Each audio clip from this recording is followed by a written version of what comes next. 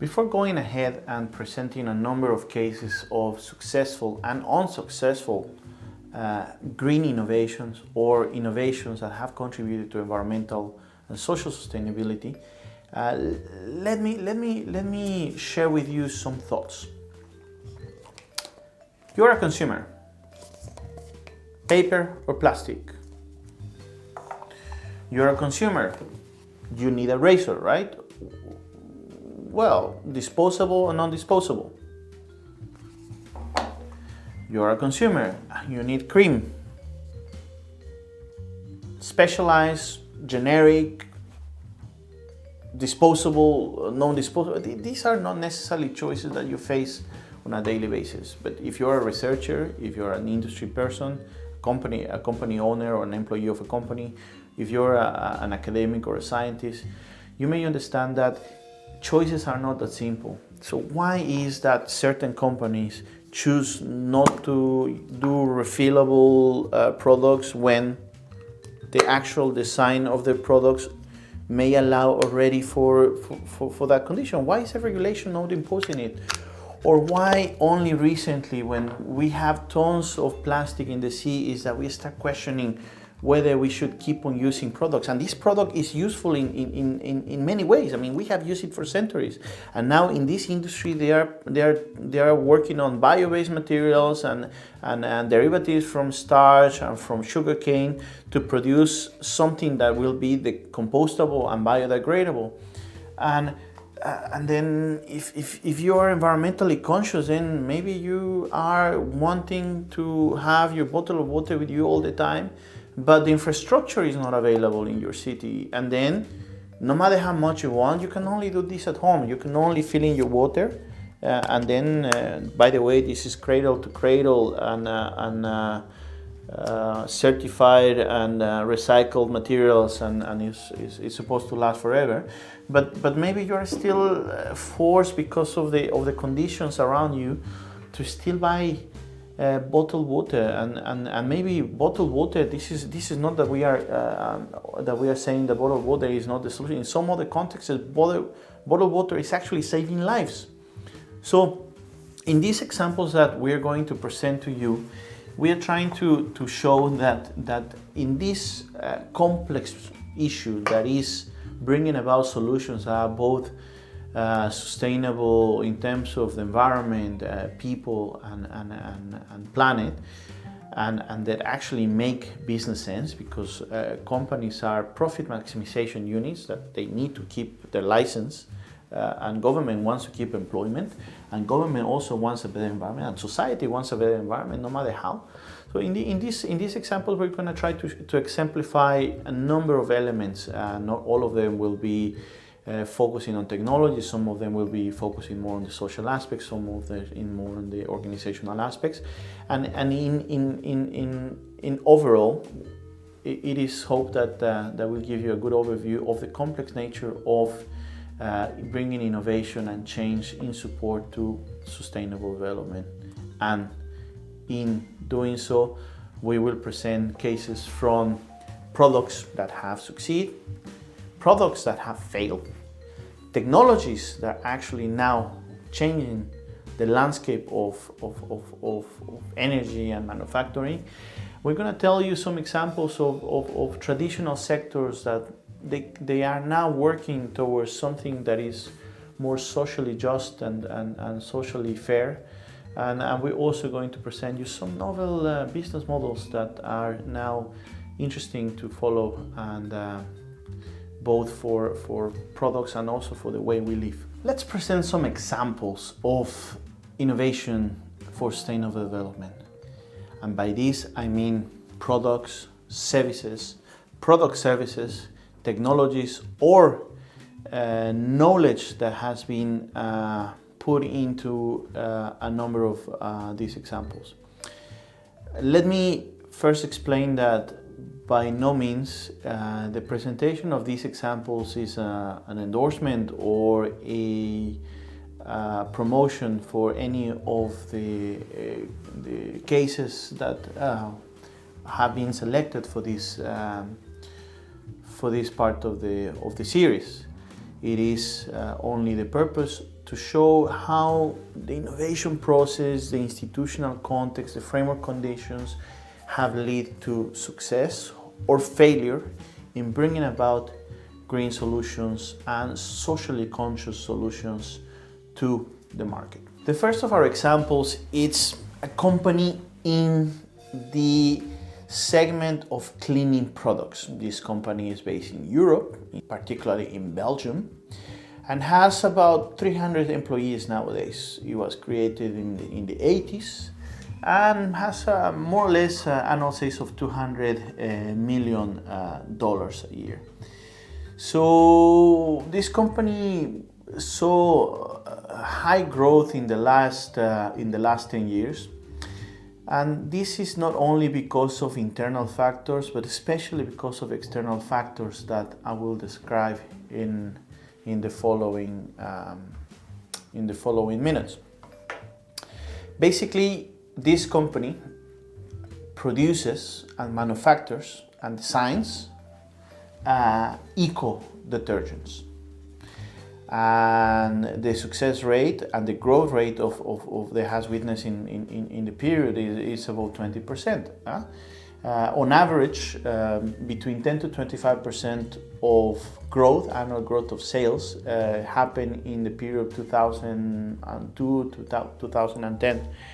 And soon after, they were so profitable that they could actually buy another company in another continent for expanding the product portfolio. But how did this happen? I mean, is eco products more expensive? I mean, can everybody consume it? Well, let's think of it as a bi-directional process. On the one hand, a company that wants to produce something that is green, and on the other hand, the framework conditions. This company had a really good product. So the product was free of surfactants and a few other things that were actually detrimental to the environmental quality of water. I mean, they pollute water, and then the consequence of this is that then you have to go to wastewater treatments, and this is something that municipalities typically have to do. So because this is a consumer product, they had their own formulations, and it was not only when the regulation in Europe changed. In Europe, in more or less at the same time, in the period between 2007 2010, there was a voluntary agreement between the detergents industry and the European Commission to reformulate its detergents that were heavy in surfactants. Surfactants is, if you're not familiar with the term, let's just put it that it's something that is not really good for the environment, as I explained earlier. But this company was ready. They had the product, where the large producers in the market, the market leaders, they had for many years postponed the introduction of these products in Europe. They had this product in other markets, particularly in India, but for whatever reason, strategy reasons or market demand or consumer preferences, that product was not something that was available in the European markets. But it was this voluntary agreement that created conditions, together with the eco-label scheme, the environmental labeling scheme for eco products, and a number of other things. Well, this company has fulfilled that. But there was one element that happened at the local level that prepared this company for the big success. The municipality of the city in Belgium where they were operating, actually, they won a tender for public procurement, and they were supplying products for cleaning municipal buildings. And the reason why they won this tender is because the municipality wanted a green public procurement process. And it was because of the purchasing power of the municipality that helped with also the other framework conditions and the standards that were now being set in place, that this company actually is now reaching supermarkets worldwide. The company is working internally, and this is the second dimension I was mentioning about. This company has something really clear. They have created a figure and a person in the organization that is called the long-term innovation manager. So this person is not only overlooking where R&D should go, research and development should go, but it's also looking at how to develop and use formulas, bio-based solutions, certified ingredients, and this person is actually one step ahead. So this person internally in this organization is the champion of innovation, and because of what they see in terms of consumer trends, they're now thinking about refilling packages. They're thinking about bio-based plastics for the containers and the packaging. They're thinking about and they're already doing pilots with sugarcane derivatives and a number of other things. But what is interesting is that collaboration along different actors of the value chain. In this case, you see the municipality, you see the company, you see the suppliers. It is actually a combination of those internal drivers of the company having a green product. In this case, that yes, it's more expensive than the normal product, but the game changer was probably this regulatory framework and this institutional framework that in combination, and because this company was prepared when the rest of the industry wasn't, it actually took a share of the market away from the large and well-established multinationals in the industry. Another factor that is probably worth mentioning is that this company has a culture of innovation. So it's a manufacturing company with a social meaning and with an innovation culture. It is a good combination. Let's present now a consumer product, a green consumer product that failed back in the day and now is actually in the market, and what it meant for the company that originally developed it and faced the risk of innovation. This is a case about a solvent-free glue in Mexico. In the 1980s, there was this development from a large Mexican company in the chemical sector that implemented an R&D program based on the principles of design for the environment. So this is one of the pioneer groups in this country that implemented many of the social and environmentally related programs and schemes that were state-of-the-art in the industry worldwide.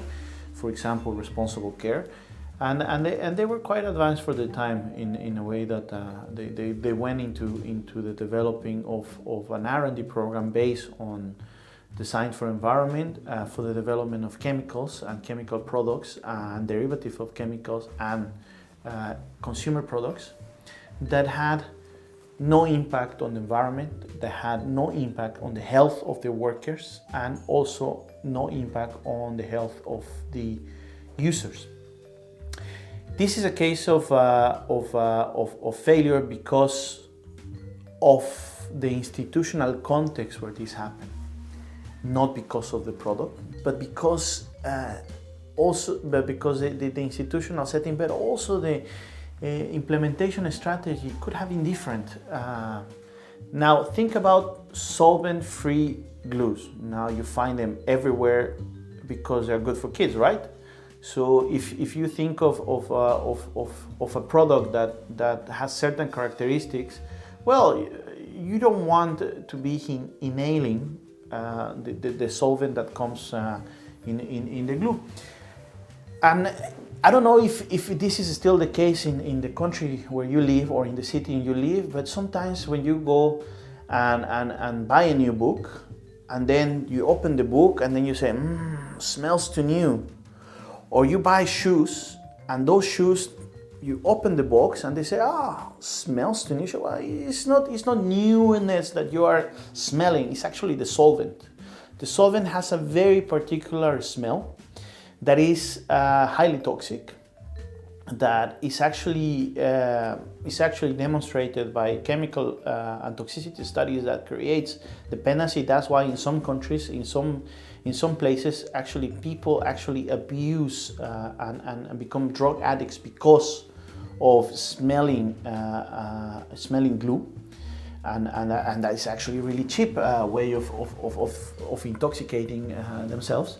And for some countries, this is really a problem of public health. So not only is harmful to the environment, it is also harmful to the health of people. But why was the product developed with solvents back in the day? Well, because there was no regulation that could stop it, because the technical properties of solvents compared to water, which is another, by solvents I mean chemical solvents, I mean, and in the sense that toxic chemical solvents compared to water, I mean, the technical properties and the way of adding that in the composition of the product makes that certain properties of elasticity, of thickness, of how much it actually remains glued. It actually not the same when you have a solvent-based, organic solvent-based composition than a water-based composition. And by solvents, I'm thinking about benzene, toluene, and those kind of things. And then by water, I'm just thinking about processed water, not necessarily drinking water. So the manager of this company was very conscious about issues of health in one of the user industries of this product. This product it was widely used in Mexico because of its properties, especially in the shoemaking industry, which is hardly familiar. I mean, lots of people still work in a very handcraft way of manufacturing, and then the families and the communities work around these factories in the entire city. So the manager of this chemical company in the glue business thought that they could do something about it, because some of the workers were becoming addicted, or were already addicted to inhaling glue. And he knew that in some countries, because of the exposure that this company had to international clients, they knew that this volatile compounds regulation maybe one day would come, and they said, well, okay, let's maybe prepare. And the company, which is part of a holding group of companies, of all the companies, they had the support of an R&D unit, the one that I was mentioning earlier, that was implementing R&D, and there was actually patenting and licensing successfully within the same group. And they basically went about and developed a solvent-free composition, and the product itself was a success. I mean, in terms of technical qualities, it had the same level of technical properties than the commercial product. So it was thought that it could be a winning product. So they went about and tested it with the shoemaking industry, and the shoemakers, the owners of the shoemaking factories, were really happy with it, because that could reduce the number of absences and the number of sick people at work. But the workers in the production line, they said, well, this product doesn't smell, it cannot be good, so we're not going to use it. So it is actually something that was thought as a superior product. It was not used by the employees, who were actually the ones in control of the production, and because this industry is highly familiar and businesses are familiar and family owned. If someone tells you that we're not going to use the product, then mouth to mouth, it is commonly acknowledged, and it was commonly acknowledged, that it was not a good product. So what happened to the company is because, not necessarily because of this case, but because of corporate decision, the company was sold to a German manufacturer years later. And this patent and this product was stored somewhere and it was sold to the other company. The other company, the German manufacturer, years later, actually reintroduced and relaunched the product in a different sector, in a different city. And why is this relevant? Because at the national level in Mexico, there was no regulation for volatile compounds in the workplace, meaning you could have solvent-based products. And there was no regulation. And it was nothing like an eco label, or there was nothing like a requirement that certain products, for example, for kids, should be solvent-free. In Europe, it was a different story. So this product, the German company with the experience of having similar products in Europe, actually reintroduced, and they knew that the regulation was not there at country level, but it was recently implemented in Mexico City. So they actually changed the strategy, and they looked for an industry that had the requirement of compliance with this regulation for volatile compounds. And they actually said, in which sector it is appreciated that there is no smell, there is no color, and the product is relatively affordable. Well, they found their business case in the tapestry, in the repairing of furniture, which is, you can think of it as part of the circular economy, where it has been part of the survival economy for a number of people. But it was actually the people repairing furnitures that were willing to test it and adopted it, and now this is a commercial product just like any other of the products that they bought when they bought the company that was originally Mexican. So in this example, what we are showing is that superior products that necessarily the user or the consumer would not perceive because there is no regulation and there is no incentive, can actually be driven by regulation. Yes, and even when regulation is not in place, if you find the right business case and you involve the user at the right stages of development, this product could have been a success. Our next example brings us to the Netherlands. This is a case that is happening right now in the year 2018, and it is in the field of solar energy. And I'm not referring to solar panels. We know that the manufacturing of solar panels happens to a large extent in China, and we are not talking about crystal silicon panels versus thin film technology, which is actually in the making right now. But we're actually talking about a company, a very young company, a small company that not long ago, the owners of this company were just graduate students from a technical university in this country, in the Netherlands. And they had the idea to develop a project for the graduation thesis. And they had the idea to develop a concentrated thermal panel, or a thermal panel. And they realized that the market was saturated, that the idea that they had required a specific measurement, because what they wanted to prove with this technology is that it was possible to capture the whole spectrum of radiation of the sun. If you are too savvy about this topic, you may know that basically the fundamentals of solar technology is the conversion of solar energy into electricity.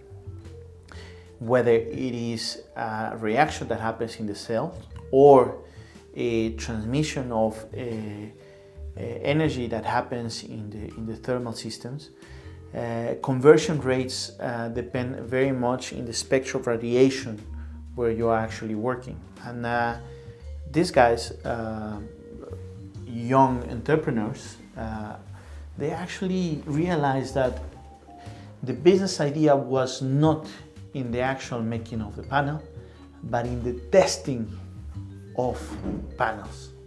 And you may say, well, there is already technology for that. Well, there is an American company that has this machine that basically you can install in the production line, and then you pass the panels, and then the panel tells you if they comply with the specifications, right?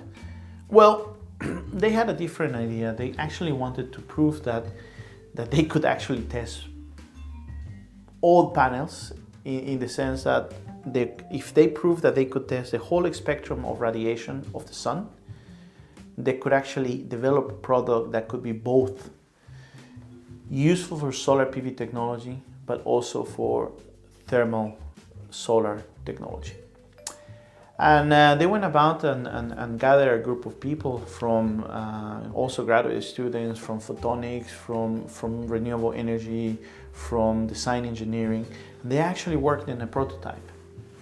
And they went and sought advice from the technology center in the Netherlands that deals with renewable energy. And that technology center delivered what is called a knowledge service. So they basically help the company to move that prototype and then fine-tune that prototype into something that is now called as a solar chamber. So basically it's a device that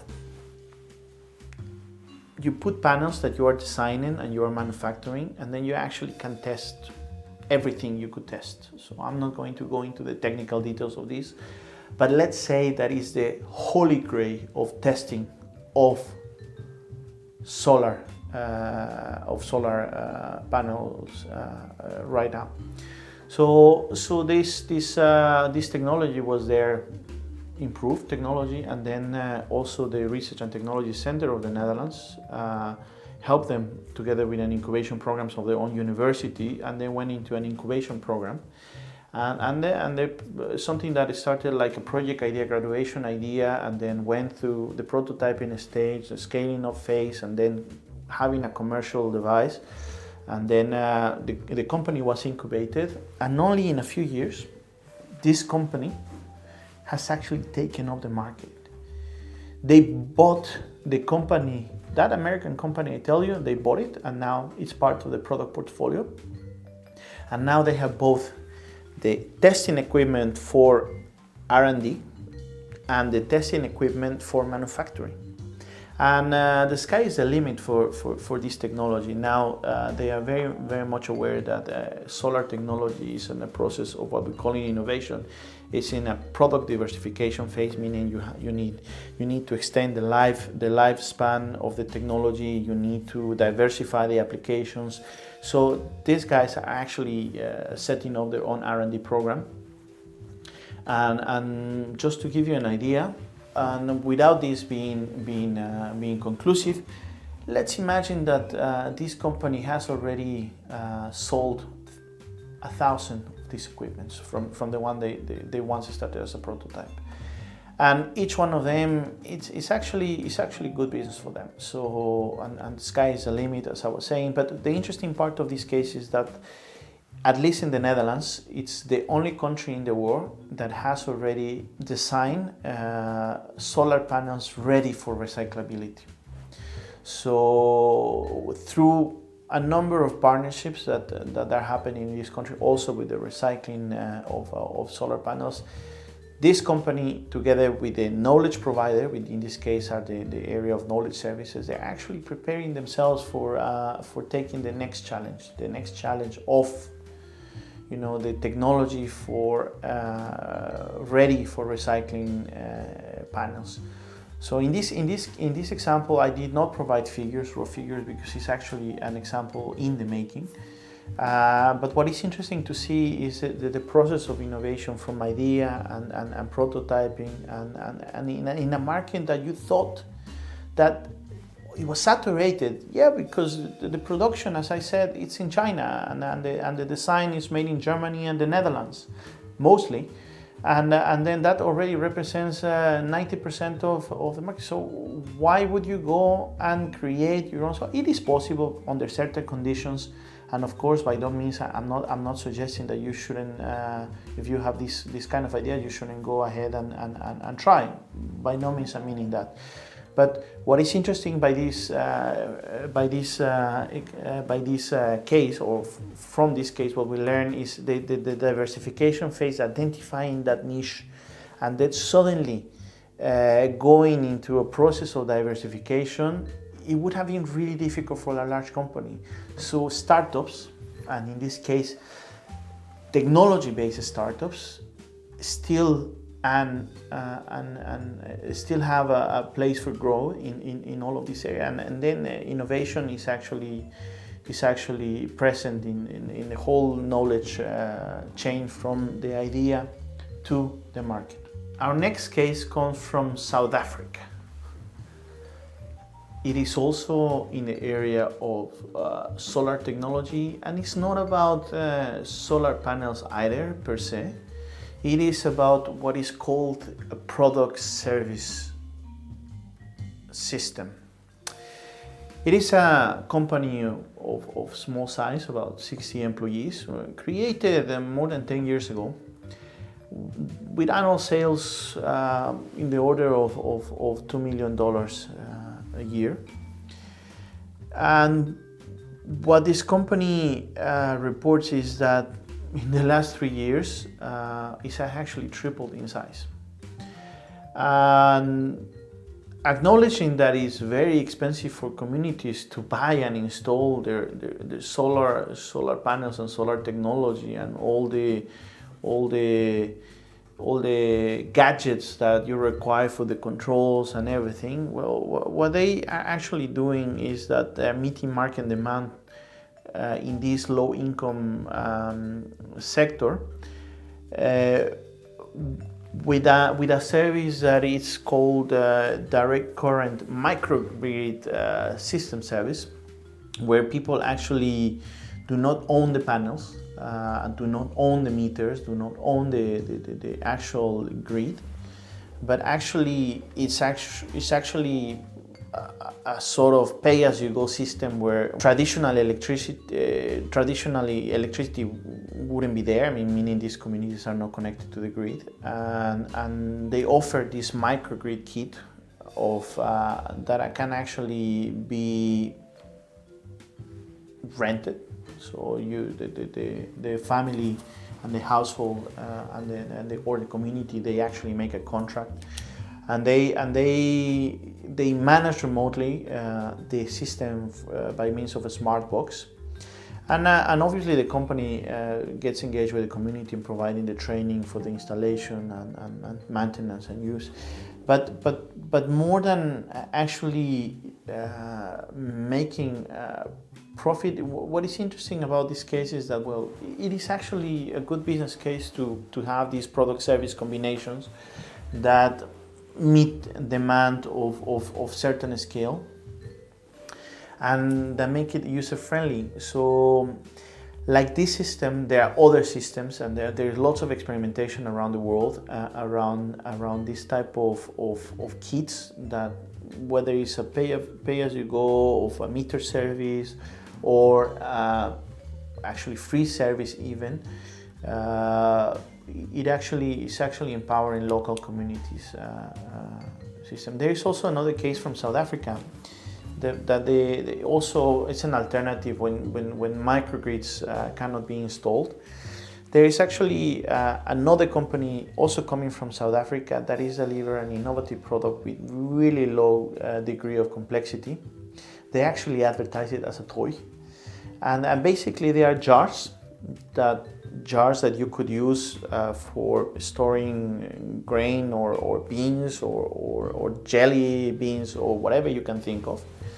And that type of jars, they're actually, what is different about this company is that the actual lid of the jar comes with a LED system and with a micro solar very thin solar technology that actually manages to charge a micro battery, and the LED is actually amplified. The LED light is actually amplified by this jar, and actually kids in rural areas of all over Africa and now even in other world regions can actually use that low-cost LED light that is used for illumination. And the motivation of the company owners it was actually finding a solution for something that was not related to the environment. They were not thinking about, that the electricity is actually produced from coal power stations, and then it has to be transported through the grid, and then that was not the motivation. The motivation is that there are a number of fires that happen in huts and houses in rural Africa, because kids, when they have to, light a candle to study, well, there's actually a potential danger in there, and then they wanted to bring a solution that could be affordable and that could be actually relatively easy to manage, and that would be useful. Obviously, this is one of the many cases of smart applications that at the bottom of the pyramid, or an inclusive business model, are mainly motivated by social aspects, but have an environmental benefit, because what typically happens, and this is not necessarily in rural Africa, but everywhere that is not interconnected to the grid, any remote area, solution number one is producing electricity from diesel generators, or diesel power generators. They put a few gallons of diesel, and they start working, and that is how they generate electricity. And obviously there is associated greenhouse gas emissions, and also the whole life cycle of the diesel and oil derivatives. It's actually known of the implications on the environment and health. So with this example, what we're showing you is that product service system, inclusive innovation, and other motivations different than environment, in this case health and safety, or in this case provision of electricity to rural communities, it actually has an indirect effect on the environment, and because of that it can consider a green innovation and a social innovation. Our next case is actually happening right now in the Caribbean and in many regions in the world, including Asia. Let me share a story with you of a farm in the Caribbean, in the agri-food sector, that is actually in charge of growing and harvesting and distributing and commercializing Fairtrade organic bananas. And this is the case of many other similar companies around the world, across Africa, Asia, and Vietnam. Asia in general. What happens in this sector is traditionally many of these farms are located in remote locations with no access to the grid. So what happens effectively is that they need to produce electricity for their basic operations. Basically, what you can think of is irrigation and packaging and in general the packaging facilities require electricity, and not everybody is actually aware, concerned, or willing to change the way their operation is carried about. There is something called cleaner production, and it's a method widely implemented by business intermediaries worldwide, members of the global network of resource efficiency and cleaner production centers. And they typically attend the needs of these type of companies when they have a question whether I can improve my process, make it more eco-efficient or less polluting or less intensive in terms of the use of resources. Those methodologies are the right. And very often they identify, as part of the audits they do, they identify those areas of innovation where new business opportunities could be created, but the methodologies and the mandate and the scope of those programs somehow fall short in actually bringing about the knowledge and experience and the process that you would need from identifying something that from the business operations in those kind of sectors that are traditionally labor-intensive sectors to actual new business lines and new business models. That's really unthinkable for a number of cases, just because it is not part of the core business. But let's take this example of organic Fairtrade banana, and this case in particular in the Caribbean, because of the environmental and ethical responsibility of the owners, and the Fairtrade model that they are implementing is actually generating some resources, some financial resources that are being put in social projects of their workers and the community around where the farm is located. And then the company owners also know that because in this case they want to reduce the carbon footprint to zero emissions model. They need to, and they want to implement some changes to the manufacturing process that help them to reduce the electricity consumption, generation of greenhouse gases, but also it's a matter of cost efficiency. And this is not exclusive of this company in the Caribbean, as I mentioned earlier. But not everybody has either the motivation or the technical ability to do it. That's why they often rely on business intermediaries like the cleaner production centers to help them to decide what to do next. What if I tell you that in many cases the simple changes in your energy mix, for example, install solar panels or a biodigester, could be a way of improving your carbon footprint? You would say yes, of course, but the investment necessary for that is actually considerable. And again, small companies cannot afford that. But again, if there is no pressure on regulation and there is no pressure, well, even larger companies wouldn't do it anyhow because they're still making enough profit margins, right? Well, let's say that in this case and with these circumstances, they have the potential to reutilize their waste. In this case, refuse bananas. They can put it valorize. And then they can create other products because they have the distribution channels to do it, they have the eco labels to do it, and they have the clients that would say, well, what about a nutritional product from bananas? Well, that's an area of innovation they could explore.